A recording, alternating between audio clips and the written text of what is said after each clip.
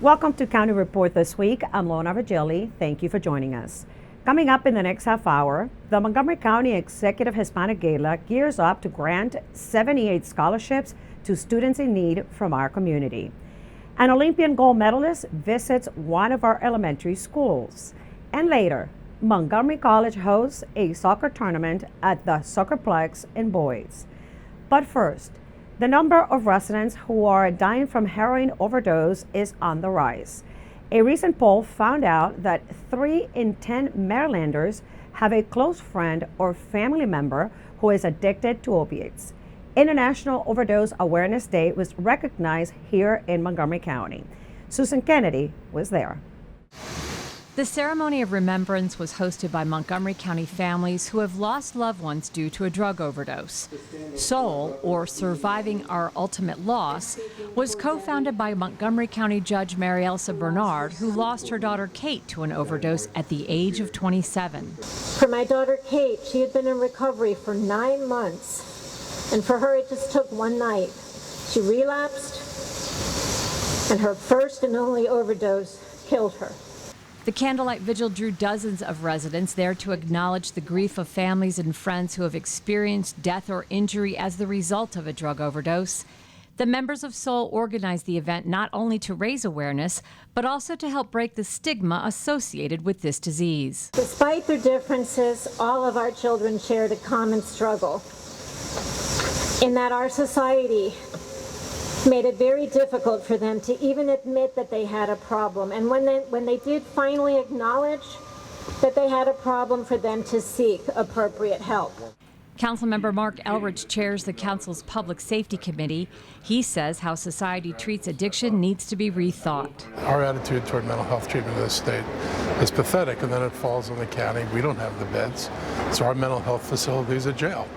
So it's a holding place, and we have an attitude in the jail that we should be helping people, but we don't have the facilities in the jail to be helping people. So we do as much as we can do, but what they really need is a center.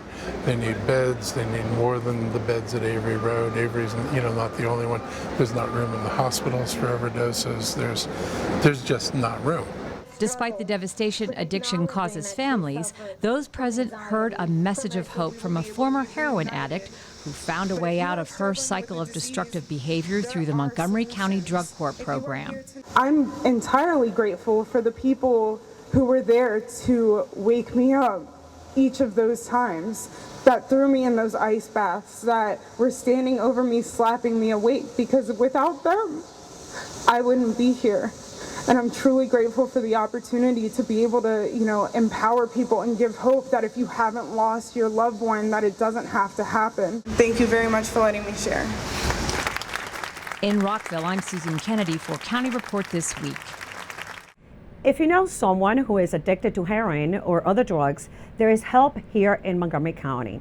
Visit montgomerycountymd.gov/HHS and go to the Crisis Services for information on substance abuse programs.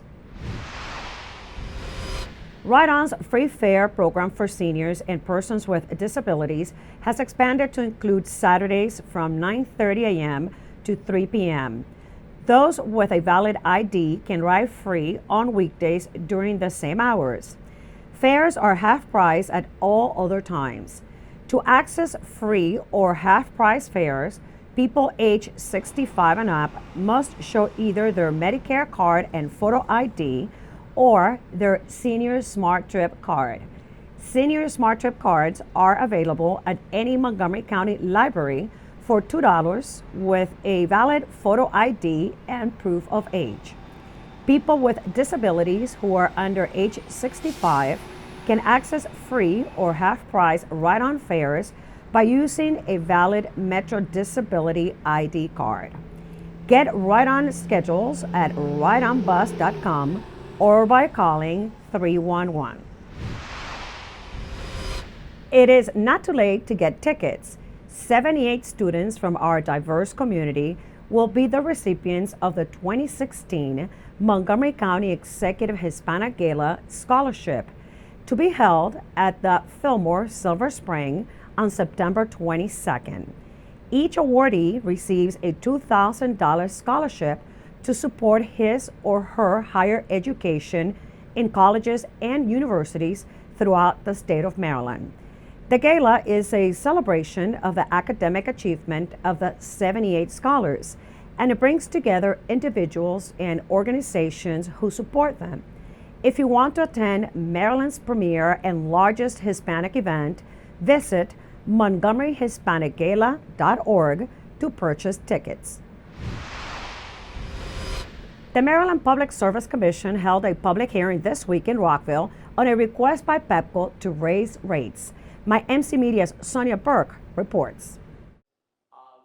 The Maryland Public Service Commission wants to know what you think about a rate increase request by PEPCO. The increase would impact the typical PEPCO residential customer's bill by about $13 a month. At a public hearing in Rockville, residents, business leaders, and elected officials sounded off. We have to oppose this rate hike. It's just another in a series of many, and we think it's starting to hurt the pocketbooks of our residents and our businesses, and we don't think there's a good case to be made to have this hike.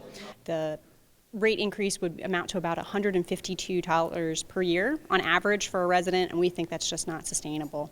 I'm here because our system for compensating utilities is fundamentally broken. We cannot allow them to continue to get rate increases on the basis of how much they invest. But no business, including electric companies, can remain viable unless it recovers the expenses and earns a reasonable return. I am not, an expert in rate regulation, and I leave that to the Commission to the task of determining how much of a rate increase is appropriate for PEPCO. This increase allows us to continue to invest in infrastructure. The investments we've made in our distribution system, our substations and our transmission lines have allowed us to make improvements in our service. Those improvements mean that customers are less likely to ever lose power, and that's our goal. If you missed this hearing, it's not too late to let the PSC know what you think about PEPCO's rate hike request. Just send your comments in writing by October 6th. You can find more information about this case on the PSC's website. In Rockville, I'm Sonia Burke for County Report This Week. Now the school is back in session, there are more pedestrians crossing local roadways. Many students walk to and from school, as well to their bus stops, while others ride their bikes. Joining us with some back-to-school safety tips is Montgomery County Fire and Rescue spokesperson Pete Perringer. Pete, what advice do you have for pedestrians as well as motorists? Well, I think this is the biggest thing at this time of the year. The traffic patterns have changed. Of course, kids are back to school. People are going into work, dropping the kids off. So the traffic patterns have changed. So that's the biggest thing you have to pay attention to. But certainly know where the school zones are. Give yourself a little extra time to get from place to place. Of course, the seasons are going to change. It's going to get darker earlier. So again, just slow down, pay attention. Expect the unexpected when you're out. You know, it was just the other day we had a number of pedestrians that were struck. Some of the injuries have been serious. So again, keep your eye out for the pedestrians and for the cyclists. Everybody's trying to get to work and to school. Thanks, Pete. That's really good advice. Coming up on County Report This Week, Executive Ike Leggett meets the first students enrolled on the county's Career Online high school program. And an Olympian wrestler, gold medalist, goes back to visit her old elementary school in Rockville. Stay tuned, we'll be right back. A Zika virus prevention tip from the Maryland Department of Agriculture. Mosquitoes can exploit the tiniest pools of standing water in your yard and ruin your summer fun. Check your yard every week and dump water out of any containers you see. Buckets, cans, bottles, coolers, bird baths, even wheelbarrows, and especially saucers under flower pots. Store items upside down when not in use, or better yet, inside. Learn more at mda.maryland.gov/Zika.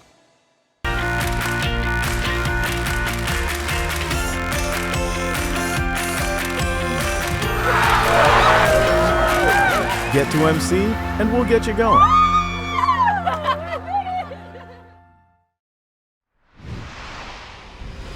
Welcome back to County Report This Week. I'm Lorna Virgili. County Executive Ike Leggett recognized the first students enrolled in the Public Library's Career Online High School Diploma program. which is designed to re-engage adults in the education system and prepare them for post-secondary career education or the workforce. The program gives flexibility to complete the high school diploma.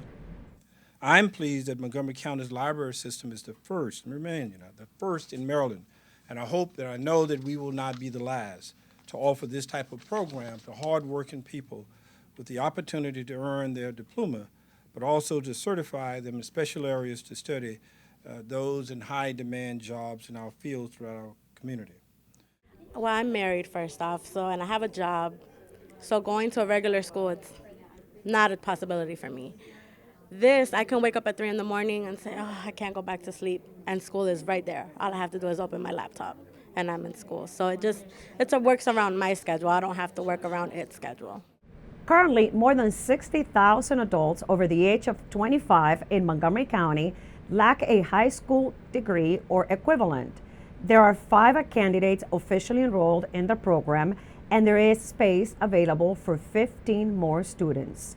For information, visit montgomerycountymd.gov/library or call 240-777-0036. The first American to win the Olympic gold medal in women's freestyle wrestling visited Cashell Elementary School and shared her experience at the Olympic Games. This Olympian attended Cashell Elementary, Redland Middle School, and Magruder High School here in Montgomery County. MCPS TV brings us the story. Yay! How are you? I'm good. Today we had an all-school assembly to welcome former Cashell student Helen Maroulis. I started wrestling when I was 7 years old. Obviously, I wasn't sure if I could become an Olympian, but I wrote down that I wanted to be one. She won a gold medal at this past year's Olympics in freestyle wrestling. We had an opportunity to have her come and visit, and without any delay, we were absolutely grateful that she would be willing to come and visit with us here today at Cashell. My career was able to find the success it had because I had so many women that were role models for me, and so I know how much of an impact that can have. And so, to think maybe if I bring my gold medal and maybe if a little girl gets to hold it and that inspires her to want to chase after her dream, I mean, that's amazing. And so I love that, and I take great joy in that. Its value is in what it means to me and everything that I did to achieve it. I hope that in holding it and feeling its weight and just seeing it, that you guys, it inspires you to choose a dream and to go after that dream for yourselves. What I think really is very powerful about having Helen here with us today is her message about perseverance, her message about determination, her message about having a goal very early on in life and never letting anything get in the way of that goal. And so she was a great example of purposeful, intentional life course actions in order to achieve a goal that she set for herself so long ago. Helen plans to continue her wrestling career and hopes to compete in the 2020 Olympic Games in Tokyo, Japan. The Maryland Women's Business Center and Rockville Economic Development Incorporated teamed up once again for their annual Power Conference. Rockville 11's Willie James Inham has more. Once again, the Women's Business Conference included its main attraction, the Start Right Business Competition. The competition gives a boost to women entrepreneurs looking to start their own business.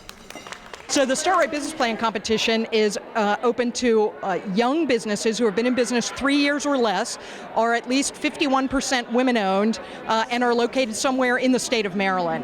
So it's a great opportunity for us to encourage women business owners not only to start business plans, but to actually finish those business plans. They have provided a lot of mentorship and support through their workshops, through the competition process.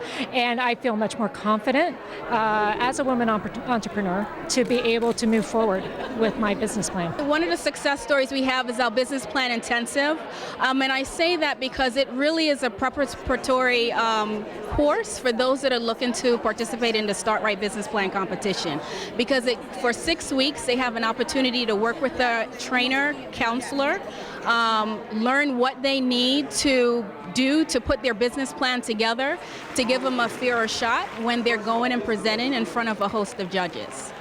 This is the 13th year for the Power Conference and the Start Right competition. For County Report This Week, I'm Willie James Inman. In Tacoma Park, Carroll Avenue is closed to traffic at the Sligo Creek Bridge. The Maryland Department of Transportation's State Highway Administration will use electronic message boards to guide traffic. Take a look. The bridge has not been renovated in a very long time. It's almost 100 years old. So SHA, State Highway Administration, put this on their list of capital improvement projects and said that we have to do something with this bridge. So about a year and a half ago, they brought it to the attention of the City Council and senior staff. And so we started working to come up with a plan of how to push the traffic through the city because Carroll Avenue, as you know, is a major thoroughfare for our town. The detour is certainly the largest issue that we have to contend with. There's 7,000 cars a day that go over the bridge, so they'll be detoured and that'll create some problems. This project has been many years in the making, and State Highway's been watching this bridge for quite a while, doing assessments to make sure it was stable enough as they did the design process. So after years of design and evaluation, they've come up with a replacement for the bridge that will maintain the character of the old bridge. This bridge is a historical feature, so they're going to be able to keep those arches, keep the look of the bridge as they bring it up to the 21st century. Make sure that you follow the city's Twitter account, our website. We are putting out updates sometimes daily on the best way that you should move through the city during this detour.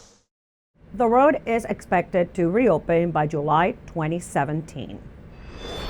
Coming up on County Report this week, we visit one of the county's elementary schools to check out how the school year is going. And we go to the SoccerPlex to get the highlights of the Tom Beachy Memorial Soccer Tournament. Don't go away. County Report this week is coming right back. In Montgomery County, we have a goal to reduce waste and recycle 70% of all waste by 2020. By recycling and reducing waste, we save natural resources and make our community even better. So recycle at home, work, school, everywhere, and keep recycling going. For more information, call the Montgomery County, Maryland Division of Solid Waste Services at 311 or visit montgomerycountymd.gov/recycling. Keep it going. Recycle more now.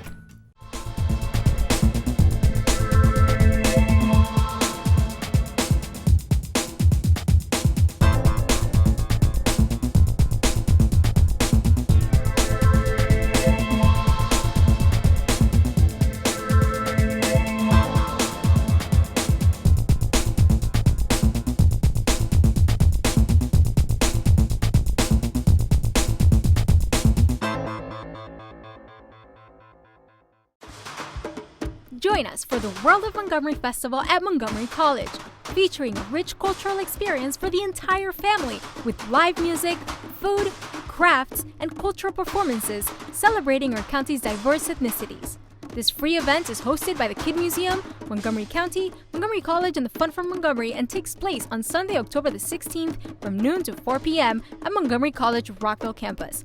You won't want to miss this.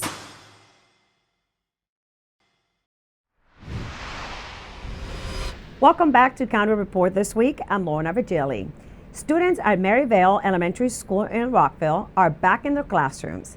They spent the first day of school meeting friends and being oriented to a new academic year. My MC Media's Phyllis Armstrong reports the school has a new principal and a diverse student population. How was it? The high fives at the end of the first school day could be a good sign for Maryvale Elementary. Good, and friends in your class? Yeah. At least one? And best, can't get better than that. New principal Susie Pren has definite plans for her students and their teachers. We are two separate programs here with the French immersion and our English program, but one goal, all children excelling every day. So did you go to surf school? Are you a surfer?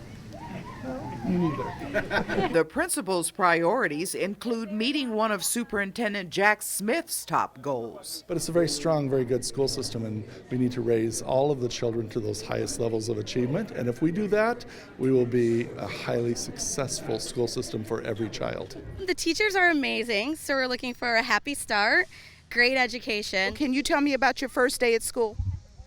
Great, a little scared and nervous, and a little scared and nervous.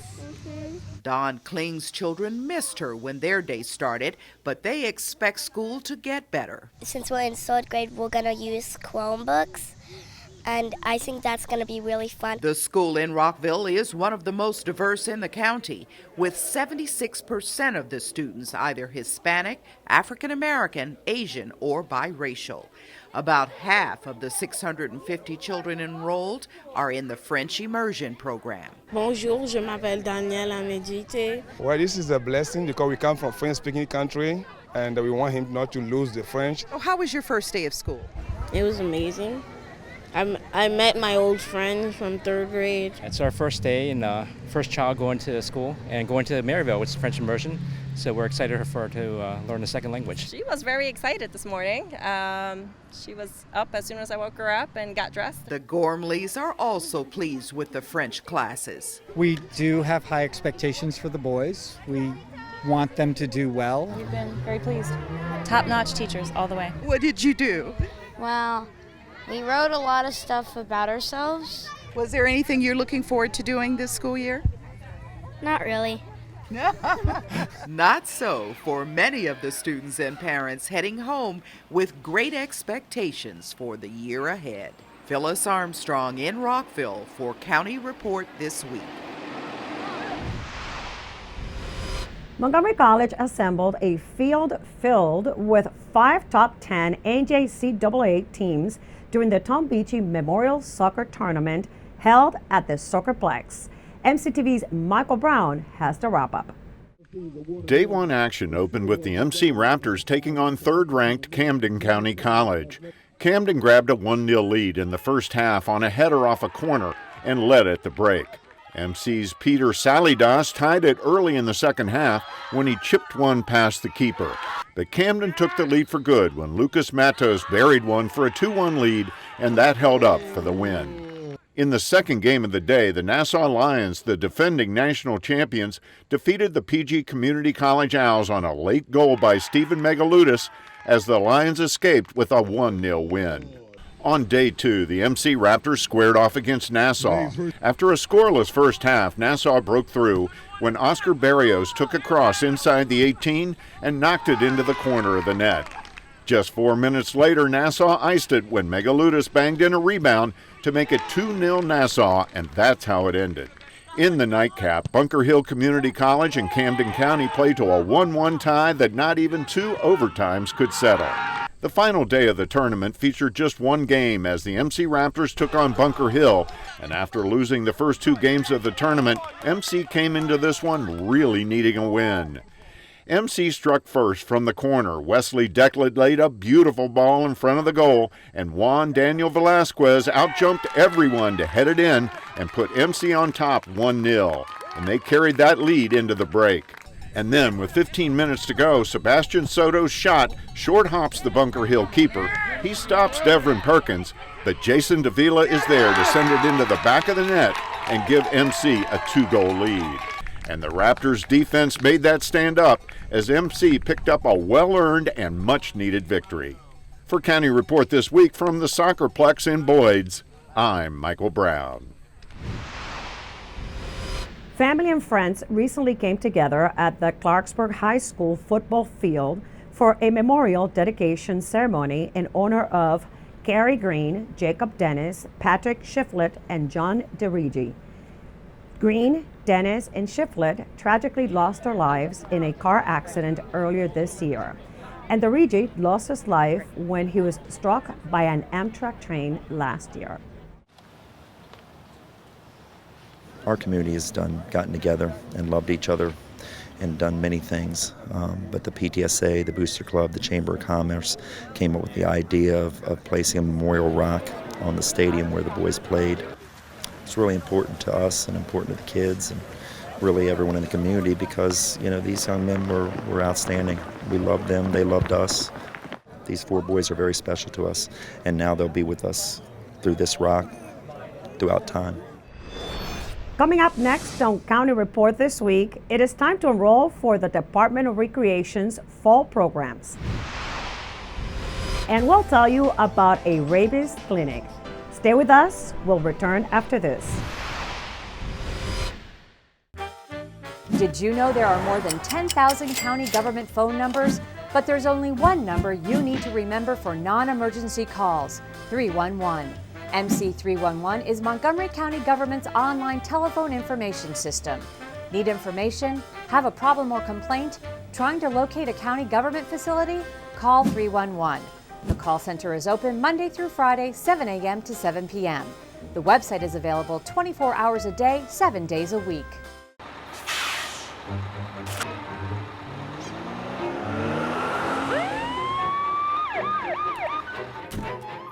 Hey, mister, down here. You illegally passed the stop school bus.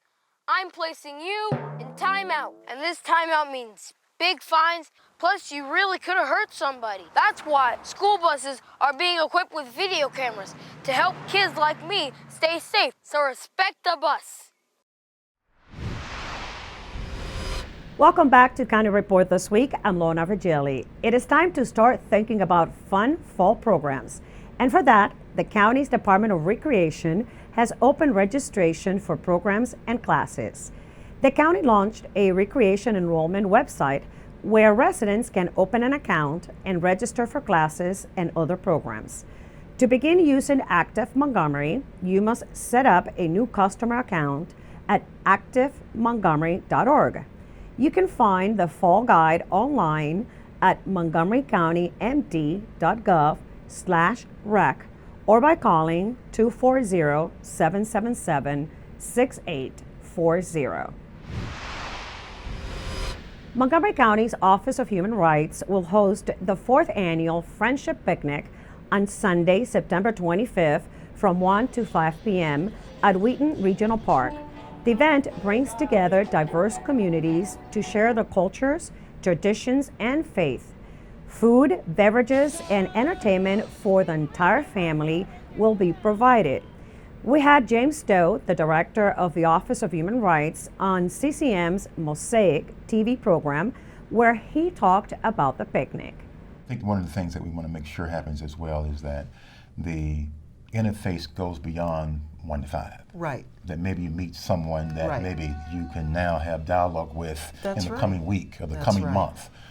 Maybe there's an opportunity for family exchanges to take place. Maybe there's some mutual interest that you may develop or find out while you're at the friendship picnic that can, again, have some carryover impact beyond the day. For more information, visit montgomerycountymd.gov/human rights.